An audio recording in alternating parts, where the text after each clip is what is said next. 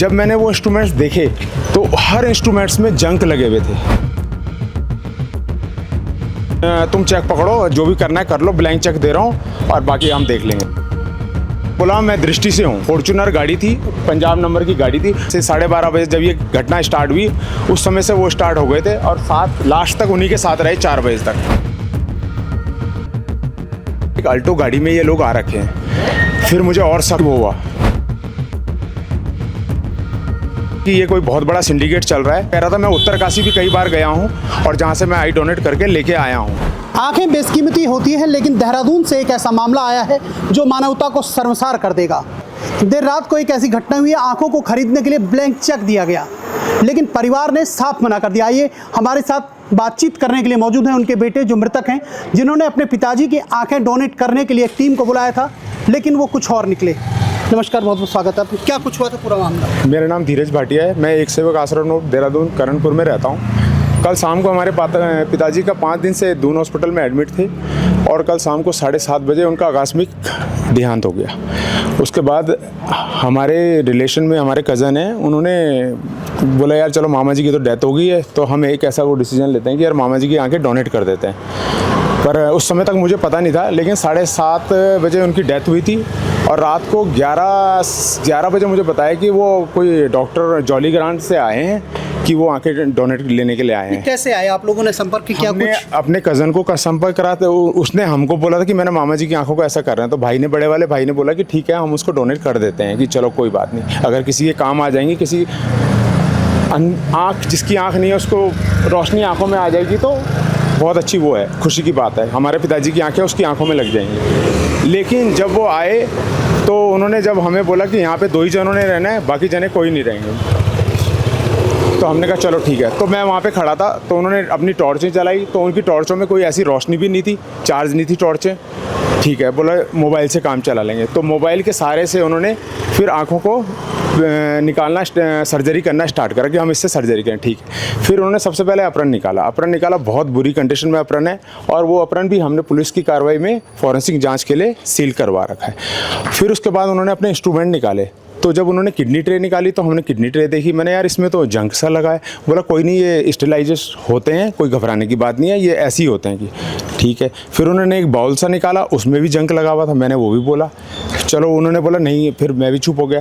फिर उन्होंने उसके बाद इंस्ट्रूमेंट निकाले अपने। जब मैंने वो इंस्ट्रूमेंट्स देखे तो हर इंस्ट्रूमेंट्स में जंक लगे हुए थे, सारे के सारे इंस्ट्रूमेंट, 12 से 14 इंस्ट्रूमेंट थे, वो सब में जंक लगे हुए थे। तो मैंने उनसे क्वेश्चन करा कि यार ये जंक लगी हुई चीज़ें हैं और हम ये आई डोनेट कर रहे हैं, चलो मेरे पापा तो इस दुनिया में नहीं है, पर जिस बेचारे को ये आई रोशनी मिलनी है उसको अगर सेप्टिक हो गया तो कैसे करेंगे? बोला नहीं, कोई ऐसी कोई घबराने वाली बात नहीं है, इसमें ऐसे ही होता है। मैं तब भी चुप हो गया। लेकिन जब वो एक एक करके इंस्ट्रूमेंट यूज़ कर रहे थे तो मैं देख रहा था उन इंस्ट्रूमेंटों में सब में जंक लगा हुआ था। तो मैं उनसे बार बार बोलता, मैंने उनसे पूछा आप लोग कहाँ से आए? उन्होंने बोला हम जॉली ग्रांट से आए हैं। तो मैंने आप क्या कर रहे हो? उसने बोला जो एक मिस्टर चौहान थे कि मैं 3rd ईयर का MD कर रहा हूँ, 3rd ईयर है मेरा, और एक गुप्ता मैम थी, वो 1st ईयर की थी, MD 1st ईयर उसमें आई सर्जन, लेकिन ट्रेनिंग। तो मैंने बोला तुम्हारा कोई प्रोफेशनली भी डॉक्टर होना चाहिए तुम्हारी टीम के साथ। तो उन्होंने बोला नहीं, हम 2 ही जने जाते हैं, हमने अब तक तो 150-200 आइस निकाल चुके हैं। ठीक है, मैं उसमें भी एक्सेप्ट हो गया। फिर उसके बाद धीरे धीरे करके वो निकालते रहे। मेरे पापा की आंखें एक पहले लेफ़्ट वाली डॉक्टर चौहान ने निकाली, फिर उन्होंने डॉक्टर गुप्ता को बोला एक बार तुम आओ, अब राइट वाली आइस को तुम निकालो। तो जब वो उन्हें बता रहे हैं कि ऐसे करो ऐसे करो, तो मैंने आप लोग ट्रेनी हो गया? बोला नहीं, हम ट्रेनी नहीं है, लेकिन हमारा 1st ईयर और मेरा 3rd ईयर चल रहा है। तो फिर मुझे वो दिमाग में ये संकोच आया, ऐसा क्यों? कि मैंने नहीं यार, तुम जंक लगी हुई चीज़ों को कैसे इनको वो करोगे? तो धीरे धीरे करके जब सारा प्रोग्राम इनका ख़त्म हो गया तब हम बाहर आए। मैं नहीं यार, मैंने कहा ये तुमने गलत करा, ये आइस किसी को यूज़ नहीं हो सकती हैं। और फिर जब मैं अपने घर से बाहर आया तो बाहर देखा तो मैंने एक अल्टो गाड़ी में ये लोग आ रखे हैं। फिर मुझे और शक हुआ, तो फिर मैंने अपने छोटे वाले भाई को बताया। फिर हमने पुलिस को इन्फॉर्म करा कि भाई ऐसी ऐसी बात है, आप लोग आओ, और हमें नहीं पता। फिर हमने उन्हें बहुत बोला कि भाई ऐसा क्यों कर रहे हो आप लोग, आप एक डॉक्टर हो। कहते हैं डॉक्टर एक भगवान का रूप होता है, पर मैंने कहा आप तो भगवान के रूप में बिल्कुल भी दिख नहीं रहे हो हमें। और आप कहते हो कि हमने 150 आइज निकाल चुके हैं, तो 150 आइज वो शायद डस्टबिन में गई होंगी। आप केवल एक प्रैक्टिस कर रहे हैं और उस प्रैक्टिस के माध्यम से अपना हाथ साफ कर रहे हैं। तो मेरी यही गुजारिश है कि उसके बाद हम पुलिस थाने गए, वहाँ पे हमने अपनी तरफ से कंप्लेंट दी। फिर वहाँ पे हमने फॉरेंसिक जांच के लिए सारे इंस्ट्रूमेंट इनके सील करवाए हैं। जो उसमें एक क्लोथ है वो भी हमने सील कराया, और जो आई हमने डोनेट करी थी वो हमने इनसे अपनी रिटर्न वापस ले ली है। आज जो हम अपने पिताजी की उसके साथ आए हरिद्वार हम जा रहे हैं। बताया जा रहा है कि कोई एक निजी अस्पताल का डॉक्टर आता है, समझौता करवाता है। हाँ, एक ब्लैंक चेक की बात भी आती है। हाँ, एक निजी अस्पताल का डॉक्टर भी आता है। कोई उन्होंने बोला मैं दृष्टि से हूँ, अब उन्हें नाम हमें याद नहीं है, लेकिन फॉर्च्यूनर गाड़ी थी, पंजाब नंबर की गाड़ी थी। वो शुरू मतलब 1 बजे से 12:30 बजे जब ये घटना स्टार्ट हुई उस समय से वो स्टार्ट हो गए थे, और साथ लास्ट तक उन्हीं के साथ रहे 4 बजे तक। फिर उसके बाद उस लड़की के मामा आते हैं, पापा मम्मी वगैरह सारे आते हैं डालनवाला थाने में, और सभी वहाँ पे बोले तक कुछ नहीं होता, तुम साइन करो फटाफट, देख लेंगे जो भी होना है। पर हमने कुछ नहीं बोला, हम अपनी तरफ से कार्रवाई करवा रहे थे। बाकी हमने वहाँ पे हमने उनसे अपनी आईवी ले ली थी वापस।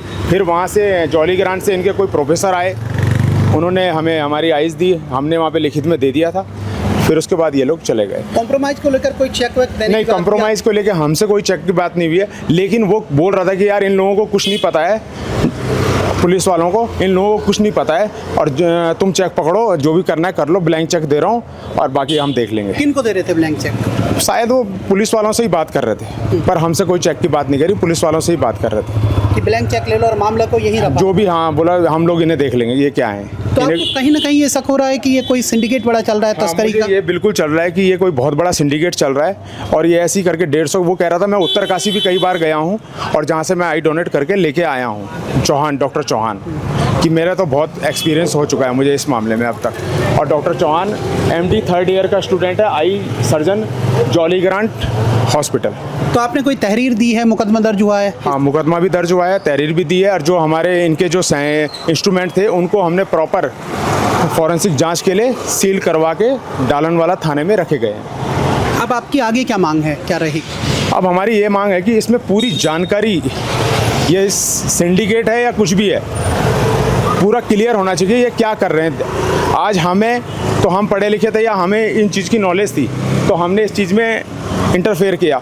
अगर जो लोग इस चीज़ के बारे में नहीं जानते हैं, तो वो लोग, उन लोगों के साथ तो ये क्या क्या करके आ चुके होंगे अब तक, और आगे भी बहुत कुछ इनका प्लान होगा। तो मेरी आप लोगों से यही उम्मीद है कि प्लीज़ सब लोग सपोर्ट करें, और अपने पेरेंट्सों को कोई डोनेट ना करें आँखों को। अगर करनी है तो एक प्रोफेशनली बंदों को, हॉस्पिटल्स को, या जो प्रॉपर आएँ एम्बुलेंस के साथ, उनकी टीम आए, प्रॉपर जो आई कार्ड दिखाएं या अपना प्रूफ, ID प्रूफ दिखाएं, उन्हीं को डोनेट करें, नहीं तो बिल्कुल भी डोनेट ना करें। तो अभी हम DBS कॉलेज के पास में थे। कल रात को यहाँ पर एक घटना हुई है। एक गिरोह जो काफ़ी सक्रिय है आँखों को लेकर, मृत लोगों की आँखें निकालने का दावा करता है और नेत्रहीन लोगों पर ट्रांसप्लांट करने की बात करता है, लेकिन बड़ा स्कैम होने से बचा है। पुलिस आई है, मुकदमा दर्ज हुआ है। लक्ष्मण सिंह राणा, तीतर मीडिया, देहरादून।